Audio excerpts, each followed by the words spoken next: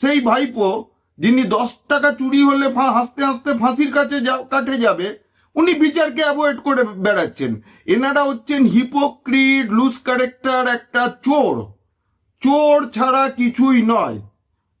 ফুটো নবাবী অভিষেকের বরাবর আছে অভিষেকের ফুটো নবাবী।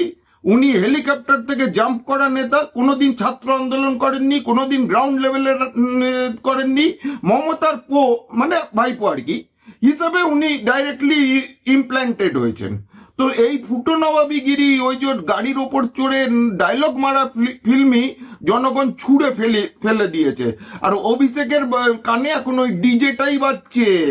অভিষেক যে বলেছিল না 4 তারিখের পরে কার কটা বাপ আসে দেখবি, আমি তো এখন অভিষেক ব্যানার্জিকে বলছি যে অভিষেক ব্যানার্জি ডিএনএ পরীক্ষা হোক, আসল বাপ বেরোক। ওনার বাপ দুবাইয়ে আছে না ভানুয়াতুতে আছে, সেটা বেরোক। উনি তো পালানোর জন্য তো অলরেডি চেষ্টা করছেন, সেটা বেরোক। দিল্লি তো গেছেন এমনিতেও। হ্যাঁ, দিল্লি এমনিতে গেছে।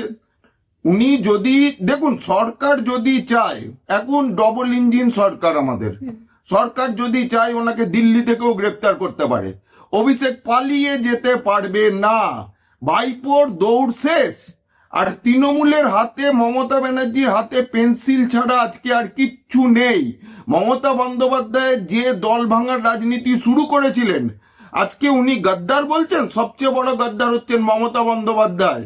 আজকে মমতা বন্দ্যোপাধ্যায় কংগ্রেস ছেড়ে তৃণমূলে এসছেন, পেছন থেকে ছুরি মেরেছেন। কংগ্রেসের তখন বৈঠক চলছিল, পেছন থেকে ছুরি মেরেছেন।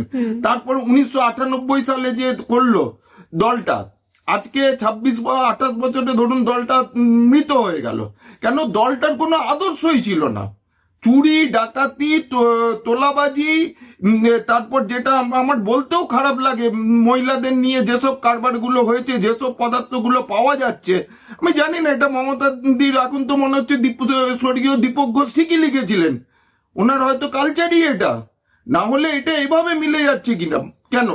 বাংলার মানুষের হয়তো ভুল হয়েছে সে সময় মমতা বন্দ্যোপাধ্যায়কে বসানো।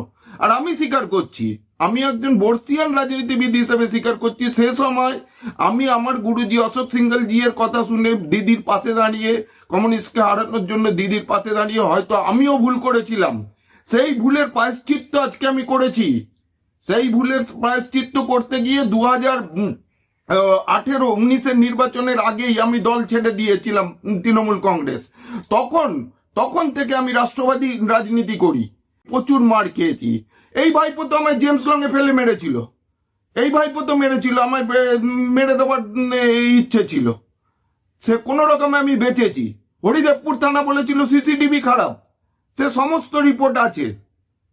ভারতীয় জনতা পার্টি, তখন আমি একজন মুখপাত্র ছিলাম এবং ভারতীয় জনতা পার্টি দক্ষিণ কলকাতা জেলার সোশ্যাল মিডিয়া কনভেনার ছিলাম। সেই অবস্থায় আমি মার খেয়েছি। কেন না? টিভিতে সত্যি কথা বলার জন্য। আজকে ভাইপোর এগেনস্টে সবাই সত্যি কথা বলছে, কিন্তু আমি বলছি, আমি কিন্তু সত্যি কথাটা বলা অনেক দিন আগে থেকে শুরু করেছিলাম, যখন সবাই বলতে ভয় পেত।